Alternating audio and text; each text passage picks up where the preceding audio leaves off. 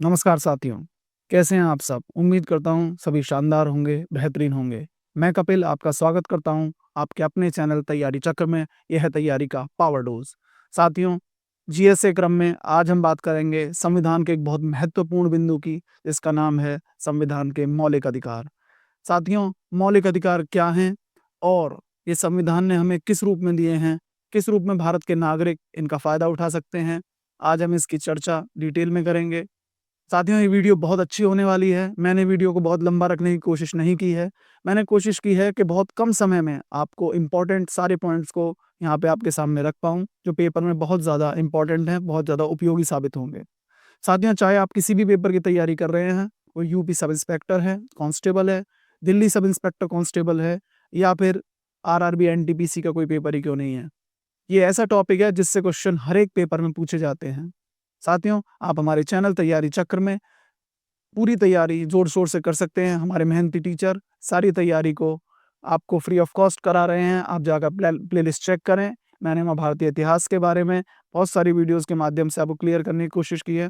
साथ ही साथ जीएस के बहुत सारे टॉपिक्स को हमने क्लियर करने की कोशिश की है।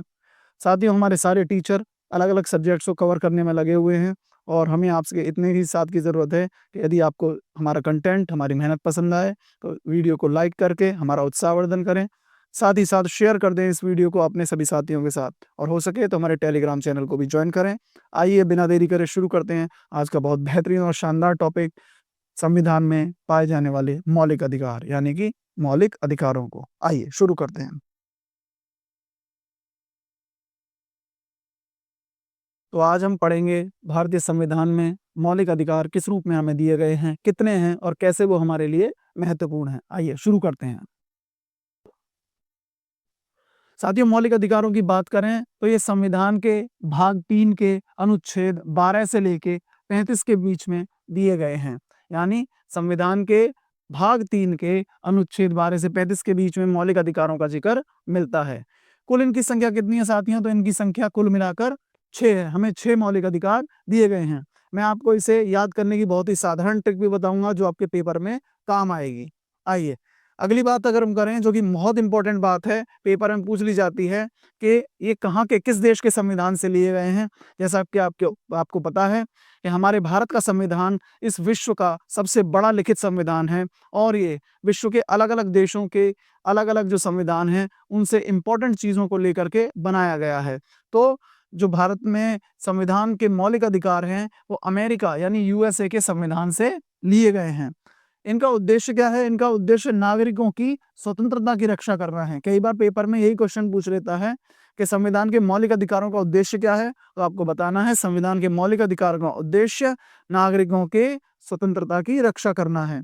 ये अधिकार नागरिकों को सामाजिक, राजनीतिक और आर्थिक समानता प्रदान करते हैं। तो ये छोटी-छोटी बातें हैं स्टार्टिंग में जो आपको बताई जा रही हैं, आप इन्हें ध्यान से देखते हुए चलेंगे और साथ ही हम हर एक मौलिक अधिकार को 6 के 6 मौलिक अधिकार को डिटेल में समझने की कोशिश करेंगे और साथ ही हमने शामिल किए हैं हर एक से संबंधित इम्पोर्टेंट क्वेश्चंस को भी। आइए बिना देरी करे चलते हैं अपने पहले मौलिक अधिकार की तरफ।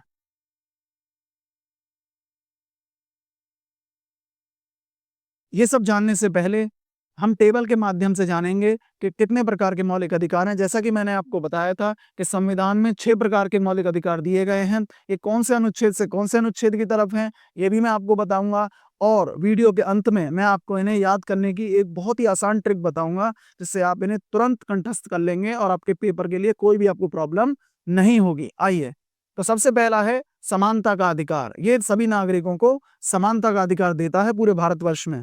दूसरा है स्वतंत्रता का अधिकार, यानी हर एक नागरिक भारत का हर एक नागरिक अपने आप में एक स्वतंत्र नागरिक है, किसी का कोई गुलाम नहीं है। तीसरा है शोषण के विरुद्ध अधिकार, यानी कोई भी नागरिक अपने खिलाफ होने वाले शोषण के विरुद्ध आवाज देश के किसी भी न्यायालय में जाकर उठा सकता है। आगे है धर्म की स्वतंत्रता का अधिकार, यानी हमारे देश में हर एक व्यक्ति को अपने धर्म को फॉलो करने का अधिकार है। कोई भी किसी पर दबाव डालकर अपने धर्म को मनवाने के लिए मजबूरी नहीं पैदा कर सकता। हर एक व्यक्ति को अपना धर्म, अपने संप्रदाय को फॉलो करने का पूरा अधिकार है। आइए, 5वां अधिकार है सांस्कृतिक एवं शैक्षिक अधिकार, यानी अपनी संस्कृति और शिक्षा का अधिकार भी प्रत्येक नागरिक को भारत के संविधान ने मौलिक अधिकार के अंतर्गत दिया है। इसके बाद संवैधानिक उपचारों का अधिकार। यदि कुछ ऐसी कंडीशंस आ जाती हैं जहाँ संवैधानिक उपचारों की आवश्यकता पड़ती है तो उसे भी यहाँ पर रखा गया है और ये बहुत इंपॉर्टेंट है पेपर के पॉइंट ऑफ व्यू से। कैसे? क्योंकि डॉक्टर भीमराव अंबेडकर ने इसको संविधान की आत्मा भी कहा है। क्या कहा है? संविधान की आत्मा भी इस मौलिक अधिकार को कहा है। तो ये बात आप याद रखेंगे। आइए इसी बात को बता दूं, समानता का अधिकार अनुच्छेद 14 से 18 के बीच में है। स्वतंत्रता का अधिकार अनुच्छेद 19 से 22। इसके बाद में शोषण के विरुद्ध अधिकार अनुच्छेद 23 से 24। धर्म की स्वतंत्रता का अधिकार अनुच्छेद 25 से 28। सांस्कृतिक एवं शैक्षिक अधिकार अनुच्छेद 29 से 30 और संवैधानिक उपचारों का अधिकार अनुच्छेद 32 के अंतर्गत आता है। आइए अब हर एक अधिकार को थोड़ा सा हम विस्तृत यानी कि डिटेल में समझने की कोशिश करेंगे। आइए देखिए, सबसे पहले बात करें समानता के अधिकार की, तो ये अनुच्छेद 14 से लेकर 18 के बीच में, यानी कुल मिलाकर इसमें 5 अनुच्छेद आते हैं। कितने अनुच्छेद आते हैं? 5 अनुच्छेद आते हैं।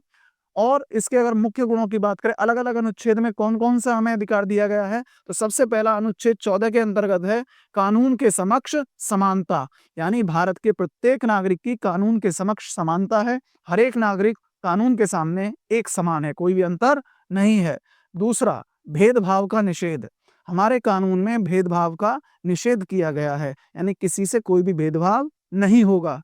आगे है समान अवसर का अधिकार। ये अनुच्छेद 16 के अंतर्गत आता है कि भारत के प्रत्येक नागरिक को हर एक मौका समान रूप से दिया जाएगा, किसी के साथ कोई पक्षपात नहीं रखा जाएगा। उससे आगे अनुच्छेद 17, आपने एक फिल्म भी देखी होगी, आयुष्मान खुराना एक एक्टर है, उनकी फिल्म है आर्टिकल 17। आप चाहें तो इस फिल्म को देखें। इस फिल्म में अस्पृश्यता के बारे में दिखाया गया है। तो अनुच्छेद 17 अनटचेबिलिटी यानी अस्पृश्यता का अंत करती है। आगे है उपाधियों का अंत, यानी जो विशेष उपाधियां व्यक्तियों को दे दी जाती थी उनका अंत कर दिया गया है। इसका मतलब है भारत का प्रत्येक नागरिक कोई विशेष नहीं है, बल्कि सभी आपस में एक समान नागरिक हैं। ये अनुच्छेद 18 के अंतर्गत आपको देखने को मिलता है। अब हम जानेंगे समानता के अधिकार के बारे में। जो बातें मैंने बताई इनमें से कुछ क्वेश्चंस को मैंने बहुविकल्पीय क्वेश्चंस को मैंने रखा है जो पेपर के लिए बहुत ज्यादा इंपॉर्टेंट है। आप उन्हें देखिए और समझने की कोशिश कीजिए। देखिए, समानता के अधिकार में अनुच्छेद 14 जो है किससे संबंधित है? ये प्रश्न आप चाहें तो इसका स्क्रीनशॉट लें, इनको स्वयं करने की कोशिश करें। ये सब वही हैं जो मैंने आपको अभी बताए हैं। उपाधियों का अंत किस अनुच्छेद में है? अस्पृश्यता का अंत यानी अनटचेबिलिटी का अंत किस अनुच्छेद में है? जो मैंने अभी बताया, एक फिल्म भी आई है। समान समान अवसर का अधिकार किस अनुच्छेद के अंतर्गत और भेदभाव का निषेध किस अनुच्छेद में दिया गया है? ये इंपॉर्टेंट क्वेश्चन है, पेपर के पॉइंट ऑफ व्यू से बहुत ज्यादा इंपॉर्टेंट है साथियों। तो इसको आप ध्यान से देखेंगे, लापरवाही बिल्कुल भी नहीं करेंगे। इन्हें चाहें तो कॉपी पेन लेकर भी नोट करिए और अपने साथियों के साथ भी इसे शेयर कर लीजिए। साथ ही साथ ज्वाइन कर लीजिए हमारा टेलीग्राम चैनल तैयारी चक्र। ये चैनल जो है आपको टेलीग्राम में मिलेगा। वहां पर हम अपनी सभी क्लासेस की पीडीएफ शेयर करते हैं, साथ ही साथ शेयर करते हैं आने वाले सभी क्लासेस का शेड्यूल और लिंक भी। तो आप बिना देरी करे इसे ज्वाइन कर लें। आइए आगे चलते हैं। आगे है दूसरा यानी स्वतंत्रता का अधिकार। स्वतंत्रता का अधिकार अनुच्छेद 19 से लेकर 22, यानी यहाँ पर 4 अनुच्छेदों को शामिल किया गया है। 19, 20, 21 और 22, यानी कुल मिलाकर 4 अनुच्छेदों को शामिल किया गया है। अगर इन्हें हम डिटेल में देखें तो अनुच्छेद 20 में क्या रखा गया? अभिव्यक्ति, संगठन, संचलन आदि की स्वतंत्रता रखी गई है।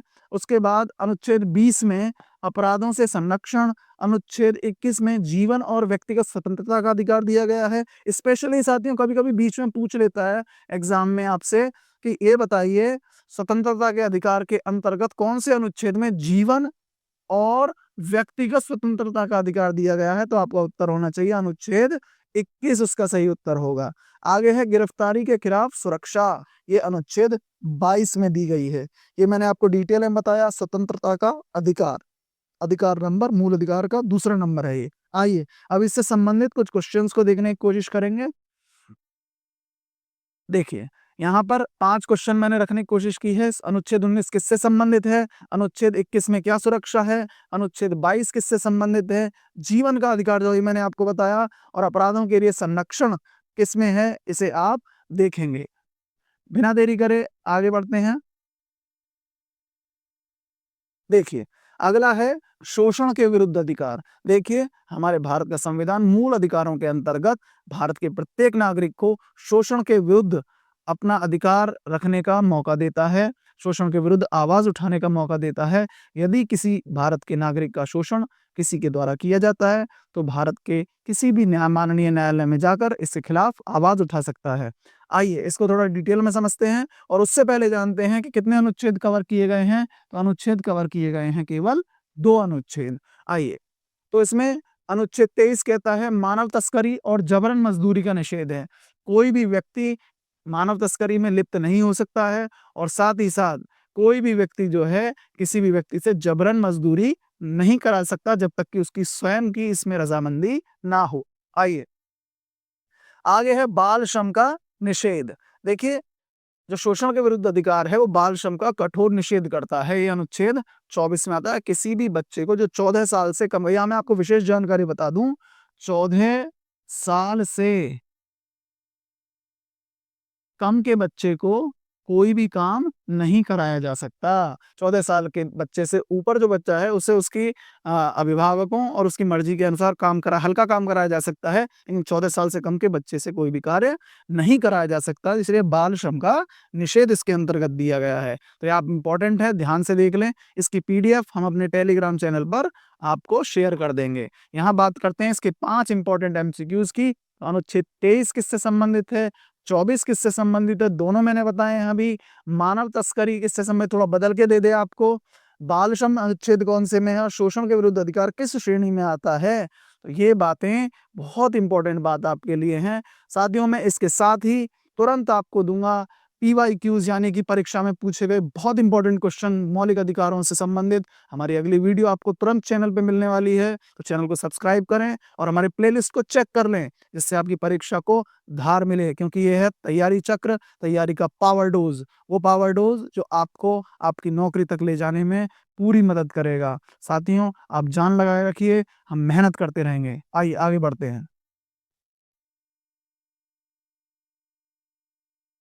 आगे है जो चौथा मौलिक अधिकार है धर्म की स्वतंत्रता का अधिकार। ये अनुच्छेद 25 से 28 तक है। इसमें भी कुल मिलाकर 4 अनुच्छेदों का समावेश है। अनुच्छेद 25, 26, 27 और 28वां अनुच्छेद। तो इसमें सबसे पहले है अनुच्छेद 25 क्या कहता है, धर्म मानने और प्रचार करने की स्वतंत्रता हर एक व्यक्ति को है। यानी कोई भी व्यक्ति भारत देश में किसी भी धर्म को मान सकता है और उस धर्म का प्रचार प्रसार भी कर सकता है, लेकिन कानूनी रूप से। जबरदस्ती किसी को धर्म मानने के लिए मजबूर नहीं किया जा सकता।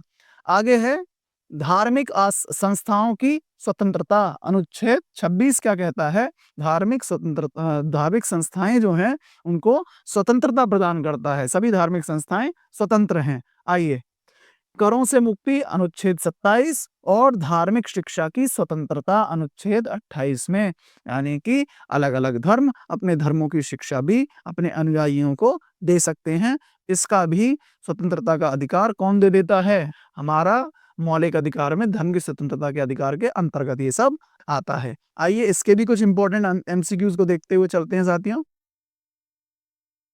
देखिए, इंपॉर्टेंट एमसीक्यूज में अनुच्छेद 25 किससे संबंधित है, धार्मिक शिक्षा से संबंधित अनुच्छेद कौन सा है, करों से मुक्ति किसमें दी गई है, धार्मिक संस्थाओं की स्वतंत्रता किसके अंतर्गत है और धर्म की स्वतंत्रता का अनुच्छेद किसके अंतर्गत है, ये आपको बताना है। चाहें तो इसका आप स्क्रीनशॉट लें और इसे ध्यान से नोट कर लें और हो सके तो उत्तर इसके कमेंट बॉक्स में हमें लिख कर दें। और अगर कोई आपके सुझाव हैं तो उसे भी लिख कर दें, हम तुरंत उसके विषय में वीडियो बनाएंगे और आपके सभी प्रॉब्लम्स का सॉल्यूशन करने की पुरजोर कोशिश करेंगे। आइए आगे चलते हैं और बढ़ते हैं अपने अगले मौलिक अधिकार की तरफ, और वो है 5वें नंबर का सांस्कृतिक और शैक्षिक अधिकार। ये अनुच्छेद 29 और 30 यानी कि 2 अनुच्छेद इसके अंदर कवर किए गए हैं। अनुच्छेद 29 क्या कहता है, अल्पसंख्यकों के सांस्कृतिक अधिकार के बारे में है। यानी हमारे देश में जो अल्पसंख्यक समुदाय के लोग हैं, जैसे मुस्लिम, सिख, बौद्ध, जैन इत्यादि, इन सब के सांस्कृतिक अधिकारों के विषय में अनुच्छेद 29 है। अगला है शैक्षिक संस्थान स्थापित करने का अधिकार। यह अनुच्छेद 30 में है, क्योंकि सांस्कृतिक से संबंधित ये आ गया और शैक्षिक से संबंधित ये आ गया। यानी कि शैक्षिक संस्थान कोई भी व्यक्ति स्थापित कर सकता है, जैसे कॉलेज, यूनिवर्सिटीज़ वगैरह कोई भी व्यक्ति स्थापित कर सकता है। ये उसको अधिकार मौलिक अधिकार के अनुच्छेद 30 के अंतर्गत दिया गया है। आइए, इससे कैसे क्वेश्चन आ सकते हैं जो पेपर में पूछे जा सकते हैं? तो अनुच्छेद 29 किससे संबंधित है? मैंने बताया अनुच्छेद 30, इसकी चर्चा हमने की। अल्पसंख्यकों के अधिकार कौन से अनुच्छेदों में आते हैं? तो अभी मैंने आपको बताया है। शिक्षा संस्थान का अधिकार किसमें दिया गया है? ये भी बताया गया है। ये अधिकार किस वर्ग की रक्षा करते हैं? ये भी आपको बताया गया है, अल्पसंख्यकों की रक्षा करते हैं। तो इस तरह के क्वेश्चंस, ये मैंने मॉडल क्वेश्चंस इसमें रखने की कोशिश की है। इस तरह के क्वेश्चंस आपके पेपर में बिल्कुल पूछे जा सकते हैं, तो इसे ध्यान से आप करते हुए चलेंगे। आइए आगे बढ़ते हैं और देखते हैं छठे यानी आखिरी संवैधानिक उपचारों का अधिकार। ये आखिरी मौलिक अधिकार है, संवैधानिक उपचारों का अधिकार, यानी नागरिकों को, ये अनुच्छेद 32 यानी केवल एक अनुच्छेद इसमें रखा गया है, अनुच्छेद 32 को इसमें रखा गया है। यानी नागरिकों को अपने मौलिक अधिकारों की रक्षा हेतु सुप्रीम कोर्ट जाने का अधिकार है। यानी सबसे बड़ा हमारा उच्चतम न्यायालय, इसे एपेक्स कोर्ट भी बोलते हैं, एपेक्स कोर्ट भी बोलते हैं, सुप्रीम कोर्ट भी बोलते हैं और उच्चतम न्यायालय भी कहा जाता है। कहाँ है हमारा उच्चतम न्यायालय? हमारा उच्चतम न्यायालय नई दिल्ली में है। और डॉक्टर भीम, वेरी इंपॉर्टेंट, ये बच्चों बहुत ज्यादा इंपॉर्टेंट हो गया आपके लिए कि डॉक्टर भीमराव अंबेडकर ने इसे संविधान की आत्मा कहा था। किसको कहा था संविधान की आत्मा? अनुच्छेद 32 को कहा था संविधान की आत्मा। इसको आप याद रखेंगे, पेपर में 10 बार 20 बार हर बार किसी ना किसी सेट में ये पूछ लिया जाता है, तो आप इसको तैयार करके रखेंगे, याद करके रखेंगे। साथियों, हमारी कोशिश है आपकी तैयारी को धार मिले और आप कम मेहनत में ही कामयाब हो पाएं। हमारा चैनल बिना किसी कीमत के आपको पूरा कोर्स प्रोवाइड कर रहा है, तो हमारा उत्साहवर्धन सिर्फ इतना कर सकते हैं, हमारी फीस सिर्फ इतनी है कि आप चैनल को सब्सक्राइब करें, वीडियो को लाइक करें। और जो कामयाबी हमें मिली है, आज हम बहुत सारे एग्जाम्स को क्रैक करके आपके सामने खड़े हैं, हमारे टीचर्स बहुत टैलेंटेड हैं, हम ये चाहते हैं कि आप भी इसी कामयाबी की सीढ़ी पर चढ़ते रहें। आइए, मैं अगर अंत में बात करूं, तो अंत में मेरे कहना आपसे सिर्फ ये है कि कुछ यहाँ एमसीक्यूज हम संवैधानिक उपचारों के लेंगे। सबसे पहले कि अनुच्छेद 32 किससे संबंधित है? संविधान की आत्मा किसे कहा गया है? मैंने अभी बताया अनुच्छेद 32 को। मौलिक अधिकारों की रक्षा कौन करता है? अनुच्छेद 32 के अंतर्गत क्या प्राप्त है और यह अधिकार कब निलंबित किया जा सकते हैं? देखिए, तो इसको आप पढ़ेंगे, उत्तर निकालने की कोशिश करेंगे। आइए, और अपनी बात का अंत करने के लिए मैं सिर्फ ये कहूँगा, कुछ निष्कर्ष की अगर मैं बात करूँ, तो मौलिक अधिकार भारतीय लोकतंत्र की रीढ़ हैं और ये नागरिकों को समानता, स्वतंत्रता और न्याय प्रदान करते हैं और इनका संरक्षण लोकतंत्र के अस्तित्व के लिए अत्यंत आवश्यक है। साथियों, ये बहुत इंपॉर्टेंट टॉपिक था और मैं इससे संबंधित बहुत इंपॉर्टेंट एमसीक्यूज जो कि बहुत ज़्यादा ज़रूरी हैं आपके पेपर के लिए, उनकी अगली वीडियो आपके लिए आने के लिए तैयार है। तो चैनल को लाइक करें, अच्छी लगी हो वीडियो तो वीडियो को लाइक करके ज़रूर जाएं, चैनल को सब्सक्राइब कर दें। इसी शुभकामनाओं के साथ जय हिंद, जय भारत।